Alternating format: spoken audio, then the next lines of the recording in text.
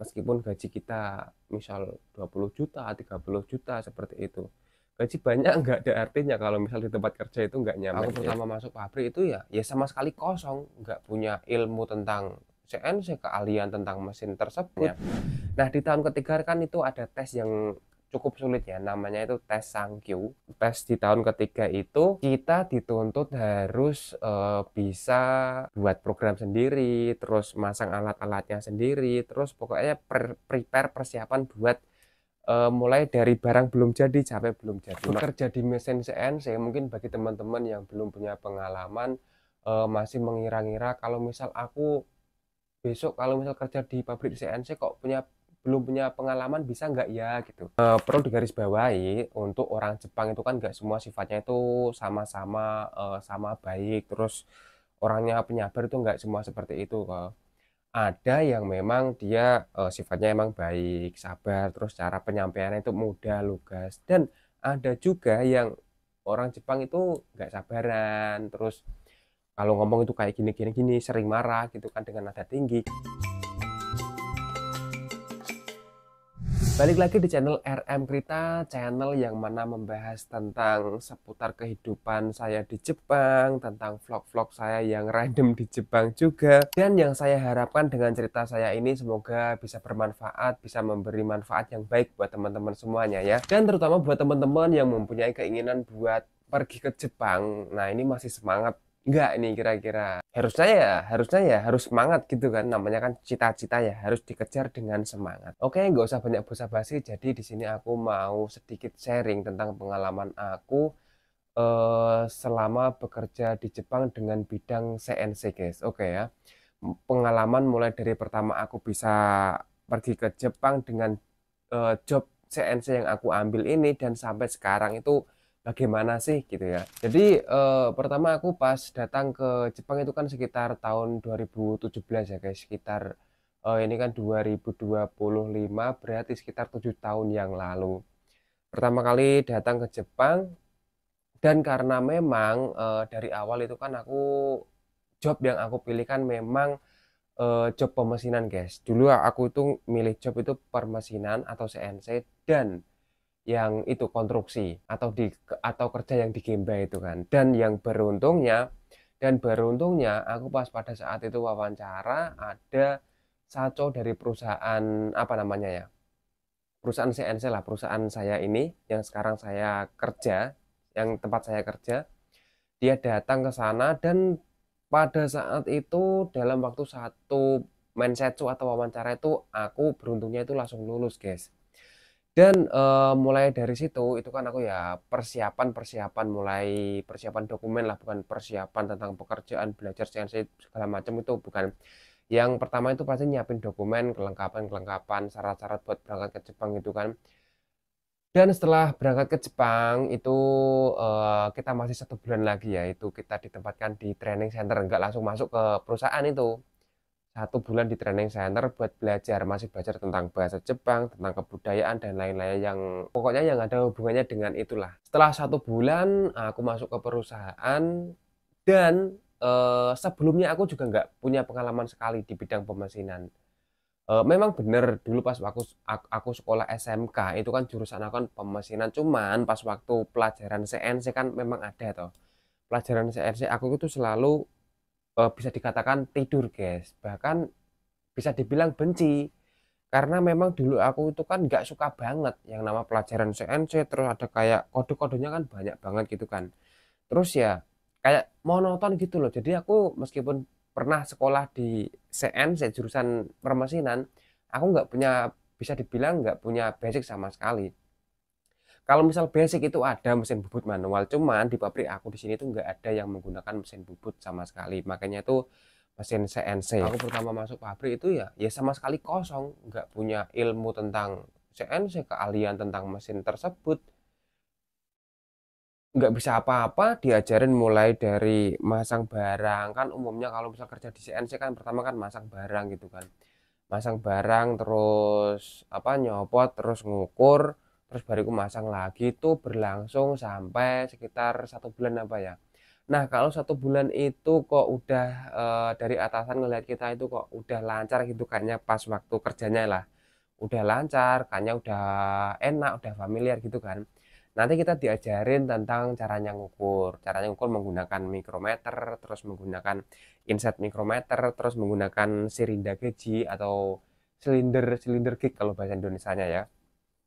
Jadi untuk bekerja di mesin CNC itu ada step-stepnya, ada langkah-langkahnya gitu ya, nggak langsung kita diberi pekerjaan yang berat ini, yang sekiranya kita tuh nggak mampu buat mengerjakan itu bukan seperti itu caranya. Ada langkah-langkahnya. Nah setelah bisa mengukur itu kita di apa ya? Pokoknya alat ukur semuanya kan udah bisa. Habis itu kita diajarin buat ngokang, cipuk kokang atau yang namanya itu ganti chip kan di setiap kogu apa namanya ya? Susah banget bahasanya. Pokoknya pas waktu penyayatan itu kan kayak ada chipnya kecil toh.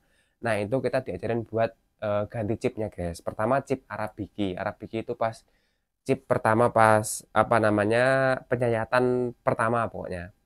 Nah, chip itu kalau udah bisa ganti chip terus kita diajarin chip yang siagi. Chip siagi itu chip yang finishing. Untuk eh, chip penyayatan yang terakhir kan itu ukurannya ada yang presisi tau. Nah, kita diajarin itu. Terus diajarin caranya kayak apa itu? Kan kalau misal ganti chip siagi, chip finishing itu kan otomatis kan berhenti di tengah program toh. Nah, kita juga diajarin tentang caranya gimana sih kalau misal mesin CNC itu kalau misal ngejalanin dari tengah-tengah program seperti itu. Itu aku diajarin pas tahun kedua, guys. Tahun kedua seperti itu terus kerja apa ngejalanin mesin kalau misal mesinnya alarm, ganti chip siage, chip finishing, terus ngukur itu kita semua. Itu selama berlangsung sekitar 2 tahun, guys. Dan menginjak tahun ketiga itu kan di mana di situ ada tes juga ya. Di tahun pertama sebenarnya juga ada tes, cuman tesnya itu kalau menurut aku itu nggak susah-susah amat. Kalau misal kita mau belajar aja bisa lah, bisa lulus semua tanpa halangan itu, enak pokoknya. Nah di tahun ketiga kan itu ada tes yang cukup sulit ya, namanya itu tes Sankyu. Tes tes di tahun ketiga itu kita dituntut harus bisa buat program sendiri, terus masang alat-alatnya sendiri, terus pokoknya prepare persiapan buat mulai dari barang belum jadi sampai belum jadi. Makanya pas tahun ketiga awal itu aku udah diajarin dasar-dasarnya dandori lah. Mulai dari masang alatnya itu, terus masang caknya kan kalau mesin bubut yang apa? Mesin bubut yang CNC. CNC bubut kan ada caknya itu kan pencekam benda kerjanya tuh.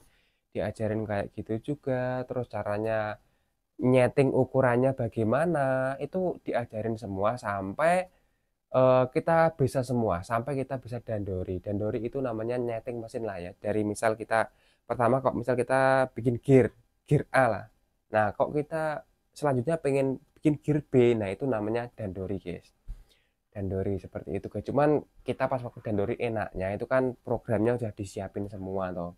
Kita tinggal masang pokoknya alat-alatnya, terus pasang barangnya, tinggal ngambil Z-nya berapa gitu doang. Ntar kita tinggal ngakunin itu ngejalanin mesinnya sambil memastikan gitu loh, pelan-pelan gitu biar nggak nabrak mesinnya. Nah, pas tahun ketiga di bulan, pokoknya aku tahun ketiga bulan berapa ya? Bulan ketujuh apa enggak kalau nggak salah itu aku tes tahun ketiga, guys.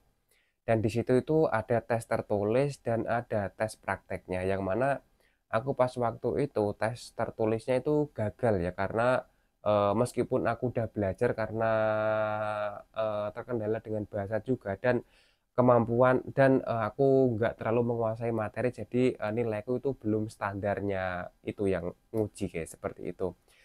Tetapi untuk yang tes prakteknya itu alhamdulillah lulus, guys. Jadi kan ada Ichikote Nikote. Ichikote Nikote apa ya? Satu proses lah, satu kali proses itu waktunya 1 jam. Dan proses yang kedua itu 1 jam lebih dikit kalau nggak salah.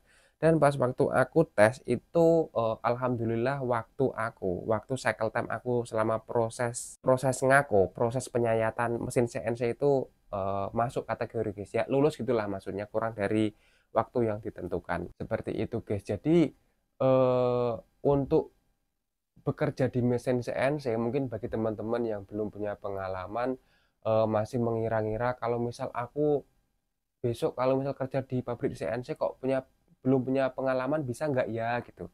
Bisa aja guys, karena memang di sini terutama di pabrik aku itu rata-rata orang baru lah, orang baru yang masuk di pabrik tempat aku bekerja itu rata-rata pada belum punya pengalaman sama sekali guys. Adanya dia bisa itu ya karena memang dia tekun, dia berangkat kerja tiap hari, emang tiap hari pegangnya ya mesin-mesin itu terus, mulai dari yang tadi aku bilang, mulai dari ngukur cara apa, megang mesin, maksudnya aku megang mesin itu apa ya, pokoknya kerjanya itu ya itu tuh jadinya jadinya dia itu udah terbiasa gitu loh, yang awalnya nggak bisa sampai dia mahir seperti itu. Ya kayak saya juga sama sekali nggak bisa dulu. Sekarang ya alhamdulillah udah, ini kan aku udah masuk tahun ke mau masuk tahun ke-6 ya, karena memang aku 3 tahun itu nggak langsung nyambung lagi, nggak, aku pulang dulu ke Indonesia 2 tahun dan sekarang ini berangkat yang kedua udah masuk tahun ketiga, berarti kan tahun ke-6 tuh kalau misal digabungin.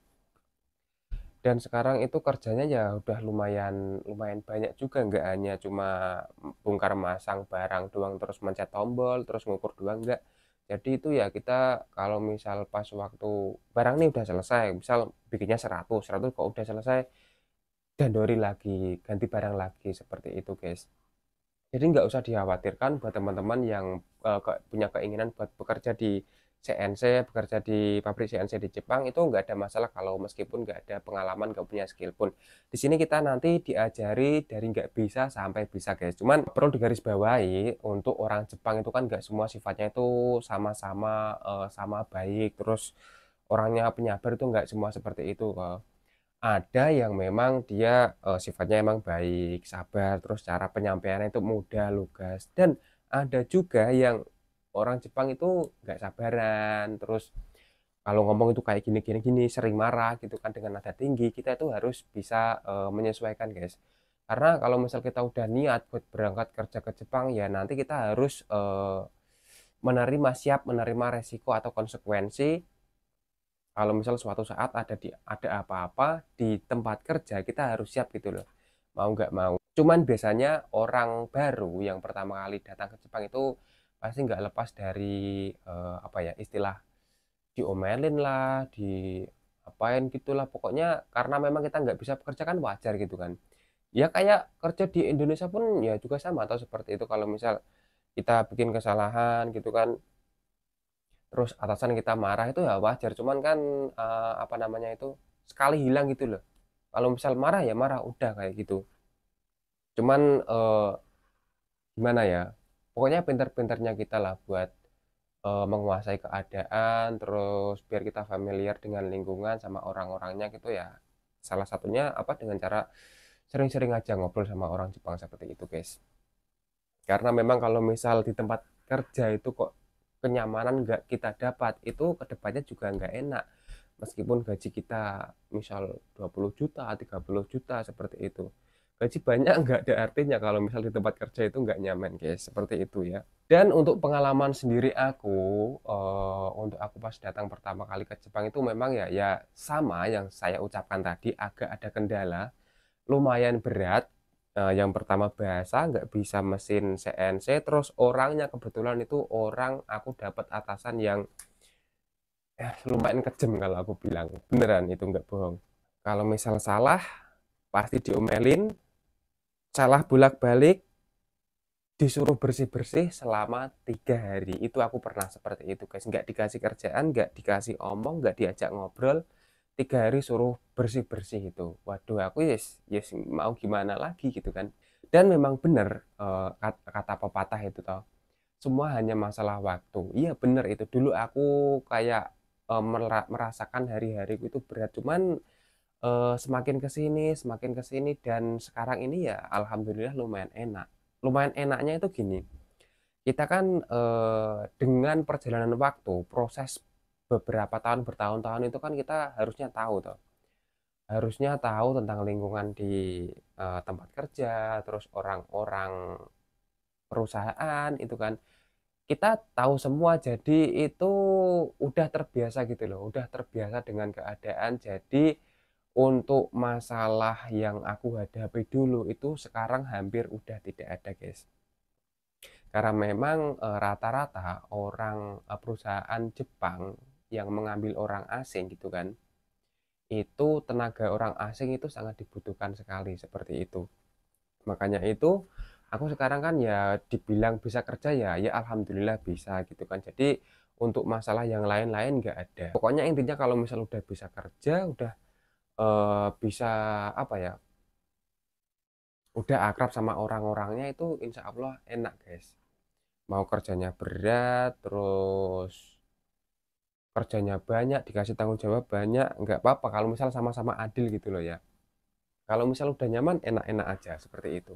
Terus kendala yang lain paling itu kalau misal pas musim dingin aja. Musim dingin itu kan emang hawanya dingin ya guys. Hawanya dingin, kita berangkat naik sepeda, kena kena angin musim dingin itu rasanya itu aduh males banget, pokoknya males lah. Nanti teman-teman bisa ngerasain sendiri lah kalau misal udah ke sini, udah ngerasain musim panas, musim dingin, nanti bisa membedakan, bisa memilih lebih enakan mana gitu.